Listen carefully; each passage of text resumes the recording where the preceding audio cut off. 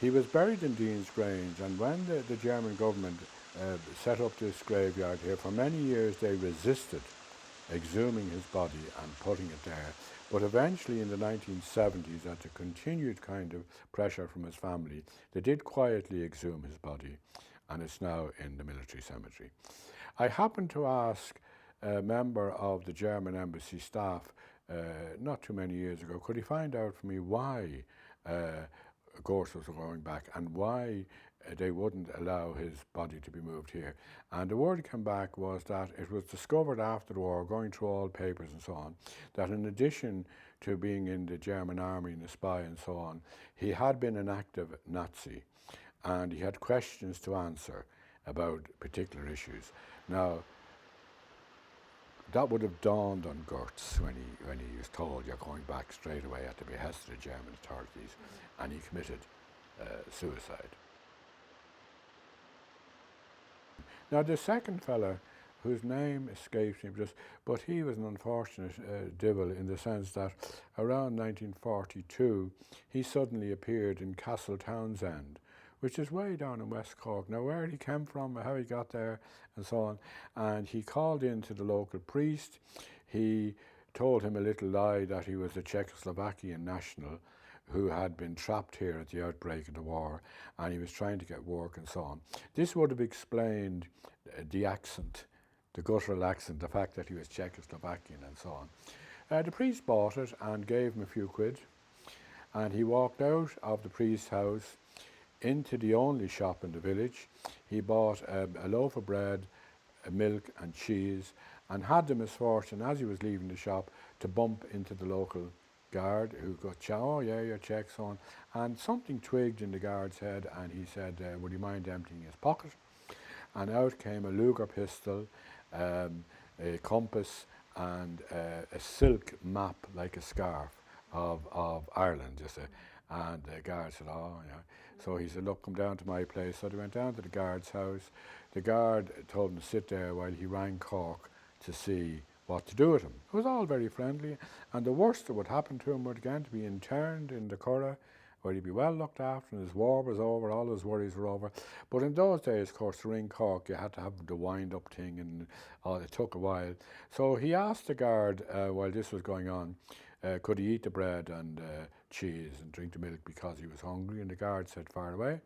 And the next thing, there was this thump, and he was on the floor, dead. Cyanide tablet.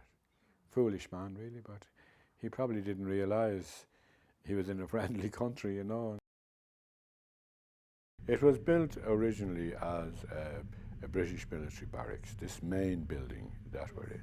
And the reason it was built is that after the 1798 rebellion and the defeat in Wexford and so on, many rebels retreated into the Wicklow Mountains under Joseph Holt and Michael Dwyer.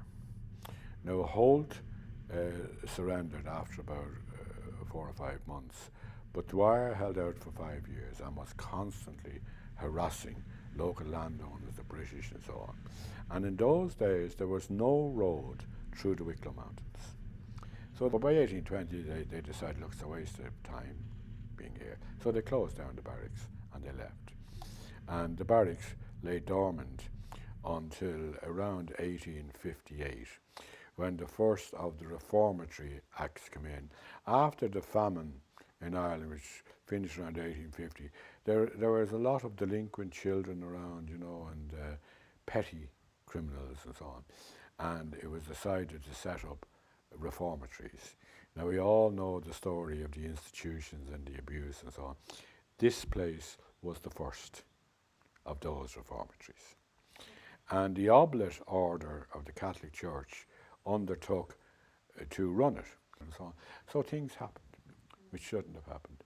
But a sad time. Out the side of the church there's a little graveyard, and there are a number of the fine Celtic cross, and then a number of individual graves of the priests and brothers who were working here and died here, as is proper, you know, that they get a proper grave and get recognised. But in front of that there's 4 white crosses, and in front of the crosses there's a whole series of mounds there, and they're the graves of, unmarked graves, unnamed, of children who died here over the years. and I don't know if anyone has a record or knows who they are. You imagine they were coming from the inner city of Dublin. Their parents had no possibility of getting up here. How would you get up here? Like? But anyway, even if they did, they had no power. Like, you know, you look, say, at the Magdalen laundries and so on. You say, why didn't people do something? Because the structure of society was such, people, it never even dawned on them to question the motives. We tend now to judge it by 21st century standards, but at the same time, some of it was of a degree that really you couldn't stand over, and certainly not people who professed to aspire to Christian ideals and so on. A sad, sad time. If you go to the 1901 and 1911 censuses, all the children and their ages and so on are listed in those censuses there. So, 1941, the Oblates were gone out of here and brought the children over to Dangan in County Offaly. The place is empty again. And then at the end of the war, 1946 or so, Germany was in an awful state, totally bombed out of it. And among those who were suffering were children whose parents were either missing, like the fathers had been fighting at the front and people didn't know where they were, total chaos, or they were actually killed or whatever.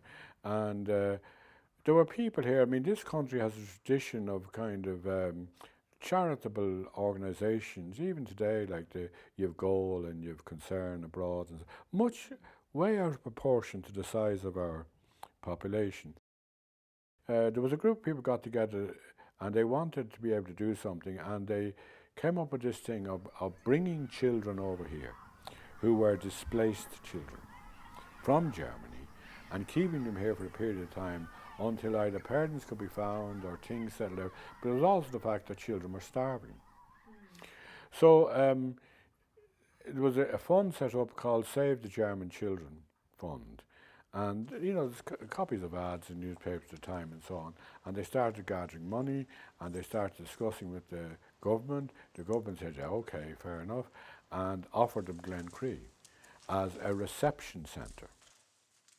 Then there was opposition from the British, because to bring German children to Ireland, they would have, in those days, they would have to come through Britain, you know, shipping, so on. And we were not their best friends, because we were neutral during the war, and we refused to allow them to use the ports. So up to 1,000 children came into Ireland over a period of about 14 months. This was the reception centre. They were brought from Dunleary to here, where they were welcomed in, and the running of it was given to the French Sisters of Charity. They're now called the Daughters of Charity. You may remember them in those days. They wore what I call the butterfly hats. One of the nuns was over first aid and medicine and all that. Another nun was over the dormitories and that, and then there was another one over the kitchens, and Sister Joseph was the boss. But they had a team of lay people. But they were only here for a relatively short time until they settled down, learned a little bit of English, feed them up a bit, and then they were all fostered by Irish families for 3 years. And in 1940, that was 1947, 1997, there was a big reunion, and a lot of them came back and were reunited with the families that were there. So that was a very big thing that was done, and it was very successful, and it was called Operation Shamrock. Place closed again, and it's sitting there, and then all hell breaks loose in Northern Ireland in 1969, and things are getting more and more horrific. And again, a group of people come together and say, is there anything practical that we can do? And the idea arose that in Northern Ireland, Catholics couldn't actually talk to Protestants because they could be shot. And there were many couples, mixed couples, where one or other of them was shot. Terrifying stuff. And that there would never be any move forward unless they stopped seeing each other as ogres, you know what I mean, and so on.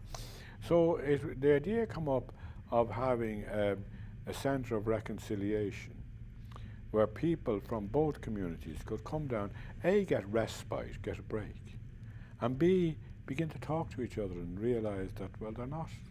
So for, nearly over 25 years, this place played a very, very active role in waves and waves of people coming down here into where we're sitting now. It's not kind of 4-star hotel accommodation, but it was a hell of a lot better than where they were coming from, and they were fed and they had entertainment, normal life.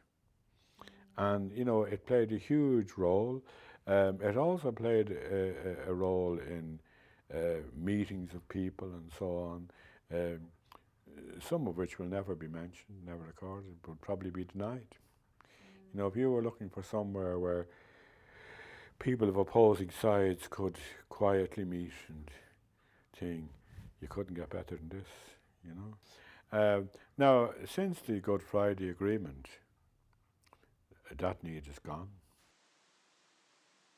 In truth, the Conciliation Centre, who are now working with conflict resolution in other countries, South Africa, Afghanistan, Iraq, and so on, it wouldn't follow that their headquarters need be here in Glencree. But whereas in Northern Ireland their actual work was taking place here, now it could be anywhere. And in fact, this place is quite isolated in the winter.